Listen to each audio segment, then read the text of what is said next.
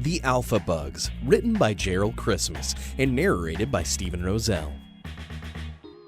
A stands for Andy, a poor lonely bug. He lived all alone on a polka dot rug. He wanted a friend, but who could it be? Turn the page over, and then you will see. Brucey joined Andy, but what a big bug!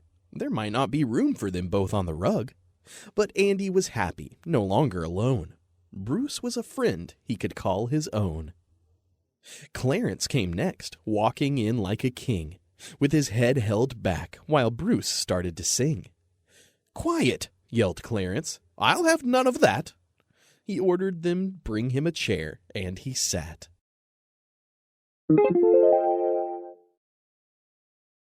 Danny came later, and oh, was he fat! He munched on the chair where Clarence now sat.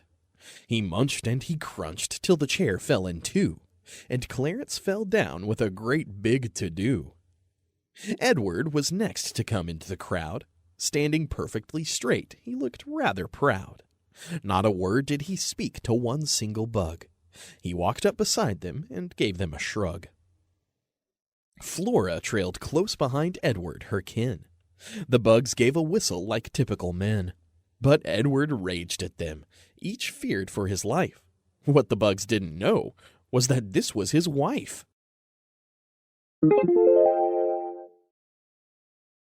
Galloping Gil raced in like a flash.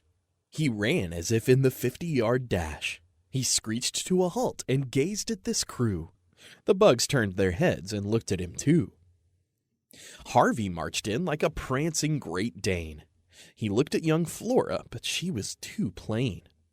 "Just wait till they see my cute sister Irene. She's the best-looking bug that you've ever seen."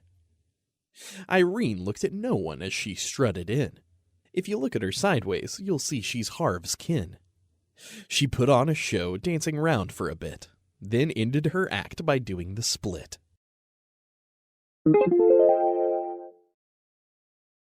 Jackson slid in with his arms stretched out wide.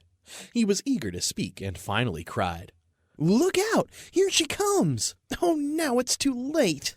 For in walked the well-known and bossy bug, Kate. Kate shook her finger at everyone there. She talked very fiercely and gave them a scare.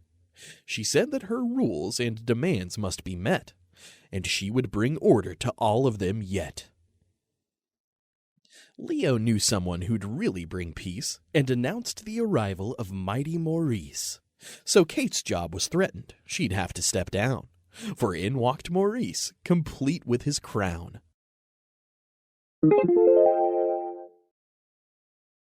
Mighty Maurice was now their new king. The top bug around, so they started to sing. "Hail to our king, we're glad that he's here," and finished their song with a loud ringing cheer. Ned inched his way to the midst of the ring. He came to observe this talked-about king. Ned was the oldest of all of them there. To find a bug wiser would be very rare.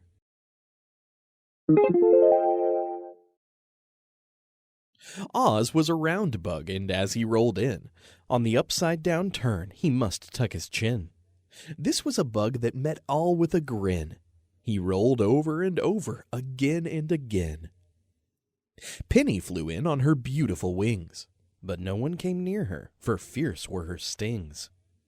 Penny was sad that they all stayed away, for she had no friends with whom she could play. Queenie, a tidy bug, slowly walked in and sniffed at the dirt. She was neat as a pin. She yelled, "Come on, bugs, let's clean up this place." So each started scrubbing as if in a race.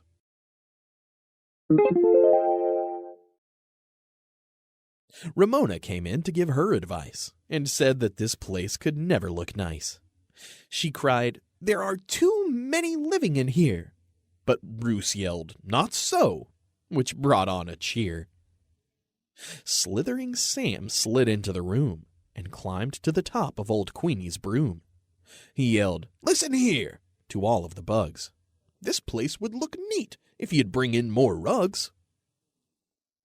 Tate was the first to supply his own rug. He thought there should be one for every bug. He laid his on top of the polka dot one and thought it looked great, so now for some fun.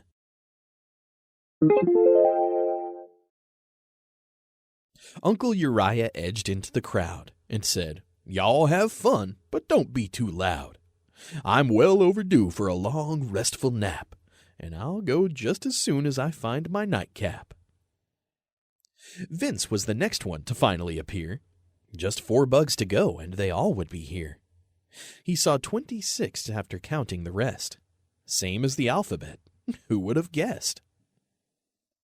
Will walked in with a smile on his face, so glad he had made it to stand in his place. But no one was lined up. Where was the show? The bugs yelled to Will, "There are 3 more to go!"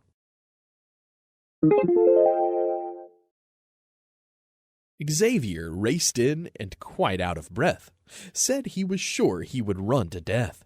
He knew he just couldn't be absent or late, or cause all the others to linger or wait. Yancey bounced in and told the bugs, "Hey, only 1 more to go." They were well on their way to getting together and showing that they could be of importance in everyone's day. Zelda came in, and she looked mighty fine as she made her way down to the end of the line. The 26 members stood proud on their rugs, for they formed the group called the Alphabugs. The end.